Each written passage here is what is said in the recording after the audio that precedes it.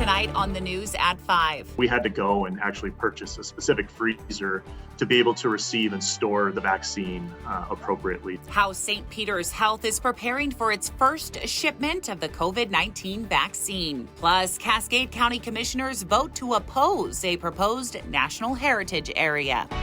From Montana's news leader, this is MTN News at 5.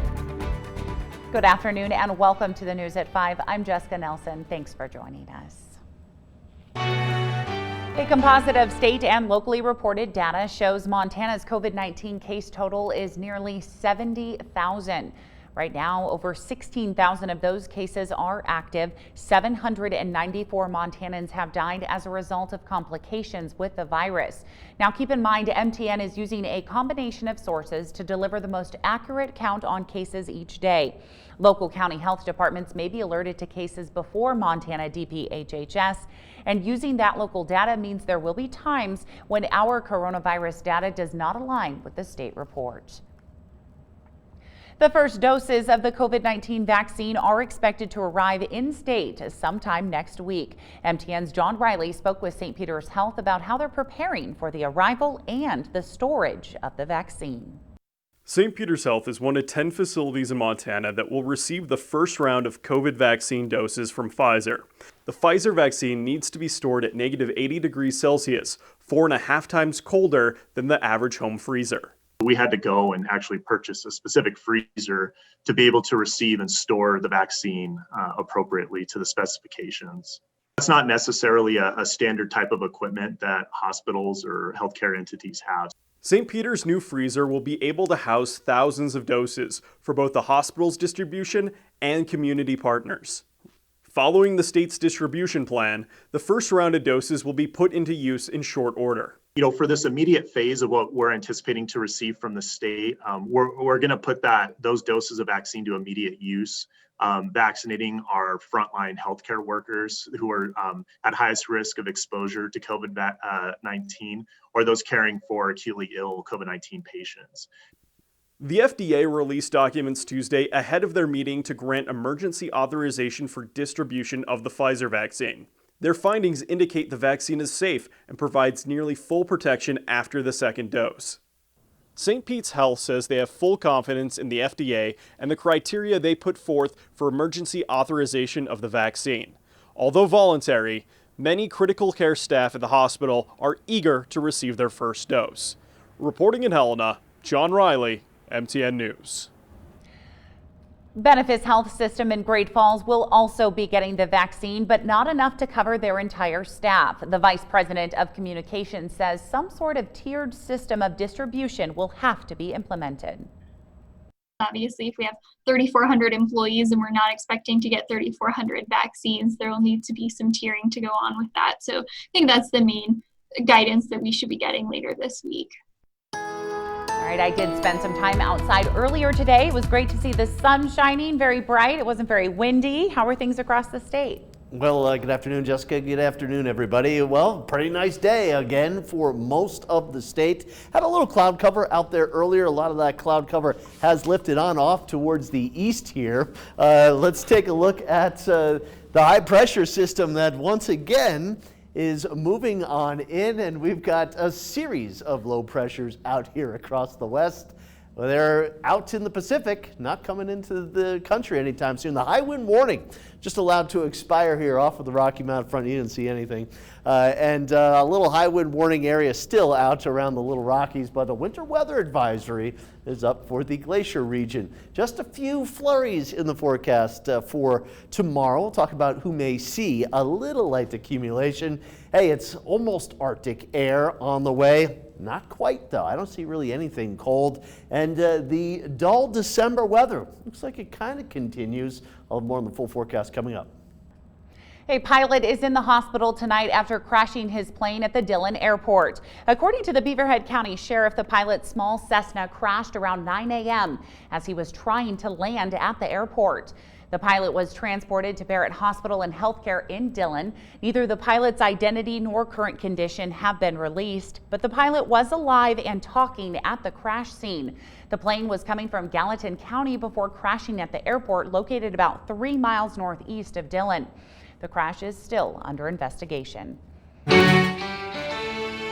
Continuing coverage on an issue that has Great Falls residents and officials divided. Efforts to establish a national heritage area in parts of Cascade and Choteau counties hit a snag this morning. Cascade County Board of Commissioners voted 2-1 to adopt a resolution opposing the move. Opponents are concerned about federal influence into private property rights. Public comment lasted over 3 hours with dozens of statements both in support and against the resolution. 2 commissioners voted for the resolution, while another commissioner who is on the board of the nonprofit organization spearheading the NHA project voted against it. This resolution is based on innuendo. Insinuation of possibility that designation could impact private property rights or influence local land use regulations purported by the opposition to this NHA effort has generated baseless fear. If there's any just a smidgen of a doubt that somebody could do anything to our lands, it raises a hair on the back of our necks on farmers and ranchers. There are 55 nationally designated heritage areas in the United States, but this would be the first in Montana. While you can still see some bell ringers for the Helena Salvation Army taking donations in front of stores this holiday season, the Salvation Army is trying something new this year in response to the coronavirus pandemic. They're taking the Red Kettle to a virtual platform where people can either donate online or in person with a debit or credit card that is linked to their phone. Major Phil Smith, a Corps officer for the Helena Salvation Army, said right now they've raised approximately $15,000 of the $50,000 goal, and noted the lack of foot traffic at stores this holiday season as one of the reasons behind the shift to a virtual platform. Every indication that foot traffic is going to be less due to capacity, cutbacks in stores, etc. So, some stores only allow 50%. In some states in our division, they're down to even lower percentages of foot traffic. So that means less people coming by your kettle. That was one reason that drove the virtual kettle, needing that to supplement that income. The Helena Salvation Army will run the fundraiser through Christmas Eve. Well, the coronavirus pandemic has certainly changed a lot this year, with many events and live music concerts being forced to cancel or reschedule. Going on their 91st year in Great Falls, the Community Concert Association has brought hundreds of live music events to the area. In the Mansfield Theater, located at the front of the Great Falls Civic Center, the Concert Association has hosted 6 yearly shows for local music lovers of all different interests. But because of COVID-19, the association has been forced to cancel all their plans for the 2020-2021 season. Our board is active. We're trying to get as creative as we can to get things going as soon as we can, and wanted the public to know that we haven't dissolved. Nothing has happened there. That our interest is indeed the community and getting these concerts back up and running. Although the Community Concert Association won't be back until next fall, they would like to encourage all music lovers to participate in COVID-friendly concerts like the Great Falls Symphony's free virtual shows performed monthly online. Okay, when we come back, Curtis has the full forecast update for us, with parts of the state maybe seeing a blanket of snow. And later, fighting online hate, one message at a time. Storm Tracker weather starts now with Chief Meteorologist Curtis Greveness. All right, welcome back, everybody. Where is the cold? Certainly not in Montana today, but what you are looking at here is the northern hemisphere, and there is increasing cold across northern Canada here as we go through the rest of this week and into this weekend. The temperatures get more and more cold here, but there you can see this line of purple. That's where the stuff is really cold. On this side, temperatures below zero. On the other side, not quite as cold. And this pocket of cold air is going to stay on up to the north here, hanging out across northern Canada all the way through. This is next Thursday So we do not anticipate any Arctic intrusions here anytime soon. Another pretty sunset after another pretty sunrise earlier today. 57 degrees in Great Falls. We made it up into the 60s. Great color in Helena. Currently looking at 46 degrees out there right now. But most of the state warm, with the exception of some of the western valleys here. Still minor inversions keeping the temperature slightly cooler there. Wind speeds, again, very light wind in the western valleys here, but you head up to Great Falls, we've got some pretty good wind. Same goes for Livingston, also around the Billings area. But just a little light snow here for right around the East Glacier area, Hart Butte, maybe Browning picking up a little snow, but more so East Glacier up through St. Mary and Bab, Marias Pass over here through the West Glacier area. Lower elevations 1 to 3, the mountains 2 to 5. This is not a breadwinner of a storm by any means. And still out there right near the Little Rockies, a high wind warning going for maybe a few more hours here, but not much going on the radar unless you're looking up there in British Columbia. The precipitation going up and over the top of the ridge of high pressure, but eventually there will be a minor front that will come through here tomorrow, producing the chance of a little light snow. Elsewhere, again, very quiet, not just in Montana, but across most of the country.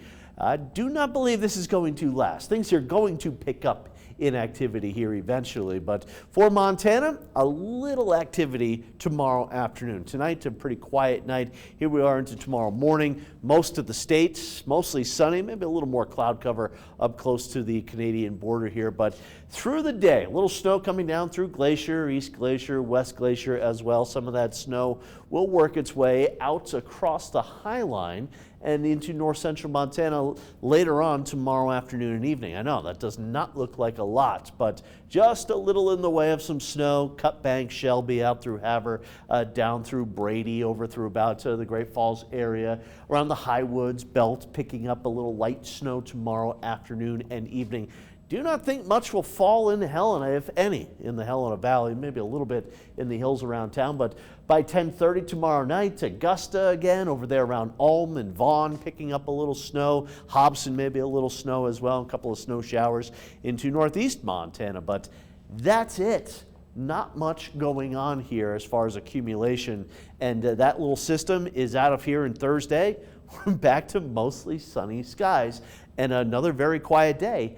We will not have a lot of wind on Thursday either, even for those windy locations. So snowfall accumulation through Wednesday afternoon, Wednesday evening. Again, just a little bit into the higher terrain of Cascade County, Judith Basin County, maybe southern Choteau County, a little accumulation right down along the Rocky Mountain front. But we're talking a coating up to an inch at best. Here's the forecast for tonight. Lows still staying above the freezing point, well above the freezing point again in Great Falls. A little cooler northeast Montana, but still upper 20s. That is nothing for northeast Montana here in December. 40 in Lewistown, and a little cool again around the Helena Valley area. Temperatures into the upper 20s. Here's the forecast for tomorrow. Cut Bank, Browning, Bab, East Glacier, Glacier Park, West Glacier, a little snow. If you have to drive through Marias Pass, there will be some slippery spots, especially just right on top of the crest of the pass there. Out through north central, northeast Montana, really not that bad. Another mild day, partly cloudy skies, Lewistown near 50, and Helena once again right near 50 degrees for the high tomorrow. Maybe a couple of mountain snow showers tomorrow afternoon, tomorrow evening. Thursday looking mostly sunny. A couple of snow showers around on Friday as well. But again, talking snow showers, not much. Sunday afternoon. Monday we may have a little light accumulation, but nothing really cold, nothing really wintry. There's the Great Falls 7-day forecast. There will be a little coating of snow. Roads could get a little slick tomorrow evening, and then maybe again Sunday night into Monday and then Tuesday. But again, no real harsh winter weather here over the next 7 days. All right, thanks, Curtis. Forbes has named a first-generation Indian immigrant and Harvard student as its youngest honoree on its 30 under 30 social impact list. Here's more on her mission to fight online hate, one message at a time. 20-year-old Trisha Prabhu is on a quest to build a better world by combating hate through technology. It's something that's impacting millions of young people globally, and the consequences can quite literally be deadly. About 20% of students ages 12 to 18 experience bullying nationwide. 15% of them are bullied online or by text. A former victim of cyberbullying herself, Prabhu says reading about a 12-year-old in Florida who died by suicide after being cyberbullied forced her to act. It just absolutely devastated me. And I knew as a young person who had grown up in a world with technology and phones that I was uniquely positioned to do something about this, that, I could make a change. At just 13 years old, she created Rethink, a patented technology that can detect hurtful or offensive messages by a user and force them to pause and think. What if we're able to quite literally intervene in the decision-making process, right? And before someone hits send, go, whoa, hold on. What you're about to say could be offensive. Are you sure you want to post that? The custom-built Rethink keyboard replaces the mobile device's default keyboard and can spot and flag aggressive messages. She tested it as part of a science project with 1,500 young people. Seeing how young people behaved online on a social media-like environment when they had a chance to rethink saying something offensive, 93% of the time, young people change their mind. The prodigy has given multiple TEDx talks about cyberbullying over the years and has spoken at schools around the country and world. Rethink has now been used by more than 5.5 million young people and has partnered with groups like Scholastic and the U.S. State Department. Last month, the Elevate Prize Foundation awarded Prabhu $300,000 in funding to help support her mission. It really is just a matter of being conscious, right? Being conscious of what we're saying. Just a little bit of consciousness can take us all a very long way. Reporting from Chicago, I'm Usher Qureshi. U.S. Senator Steve Daines says his bill requiring common sense cybersecurity standards for internet-connected devices has been signed into law by President Trump. Daines says as more and more products have internet connectivity, we must guarantee we have basic safeguards and protections in place to ensure our national security is safe from cyber threats. Coming up next on the news at 5, he's not here to film the next movie. When we come back, I'll tell you why Captain America is walking around Montana. From Montana's news leader, you're watching MTN News at 5. Welcome back with us. Thanks for keeping it here. If you see Captain America walking across Montana over the next few days, it's not for a Marvel movie. The man in the costume is walking across the country to help a veteran in need. MTN's Coulter Anstad explains. Alan Mullins is on a mission. I go across the country and I find VFWs, American Legions, or soldiers or people, citizens that need help. And I organize a walk through a GoFundMe or some way for them getting funds, and I go do the walk for them. Right now I'm doing a walk for an Air Force medic that served over 20 years, and it's going to help him get a place to live. Mullins started his cross-country walk from Washington to Virginia in July and has been raising money for retired Air Force medic Master Sergeant Gary Jorgens for about the past 3 months. The trailer he has is from the 1950s, and it has multiple types of black molds and stuff. I'm not a vet. I'm just a citizen that loves my country and that loves the ones that served it, and too many of them's falling through the cracks. As for the costume, it's a conversation piece. He's been walking across the country helping people since 2009. Mullins started his day Tuesday with a stop at the Veterans Memorial in Shelby, where he met with some local veterans. I think during the current times with COVID, one of the things that is really prevalent, especially in the state of Montana, is the amount of veteran suicides. So bringing awareness to veterans that are in stress, I think is very important. Our government and our system has failed them, but we as people of this country don't have to. And I'm doing my part of standing up and trying to find them and help them out. And all I do is encourage you, if you see a veteran or anyone that needs help, instead of judging them, open your arms and your heart to them and help them. In Shelby, Coulter Anstad, MTN News. So far, a little over $815 has been raised for Jorgens. We have a link to the GoFundMe account for him in this story on our website. Up next, some new sports will be entering the Olympic Games in 2024. I'll tell you what they are when we come back. When we welcome our West Coast viewers, an NBC News investigation into prescriptions by mail and improper shipping and handling, putting patients at risk. Also, the FBI warning about home security cameras being hacked and exploited with potentially deadly consequences. More tonight on Nightly News. From Montana's news leader, you're watching MTN News at 5. The International Olympic Committee announced this week that break dancing will make its debut in Paris. Breaking, as it's called, will become the first dance sport at the Olympics. The committee also added skateboarding, sport climbing, and surfing as sports that will make their Olympic debut in Paris in 2024. Those were in the works for the Tokyo Games that were postponed due to the pandemic. Pretty impressive right there. That will be a lot of fun to watch. Thank you so much for joining us this evening. That's all for us tonight. Nightly News is next.